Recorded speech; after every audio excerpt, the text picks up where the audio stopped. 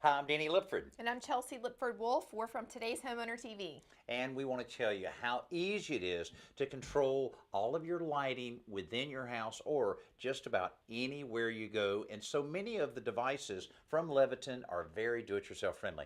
Yeah, I just recently installed a light switch in here that is from their Decora Smart line. It's Wi-Fi enabled and it's a dimmer, so I'm able to dim the light or turn it on and off all from within the My Leviton app. So that's really cool, and it gives you a lot of peace of mind that you're able to control that even when you're not home. And then the Bluetooth version actually goes a step further. You can control it throughout the entire house. And actually, that scheduling thing is really cool. Yeah, it knows when the sun rises and when the sun sets, so you can set your front porch light to come on when the sun goes down and to turn off when the sun comes up. And again, these things are very easy to install. You want to be careful because it is electricity, and turn off the power as needed. But I'll tell you one that's even easier to install. This also from Leviton. This little module that plugs right into an existing outlet, and then you have this plug in. And there's so many ways, if you think about it, to be able to use this.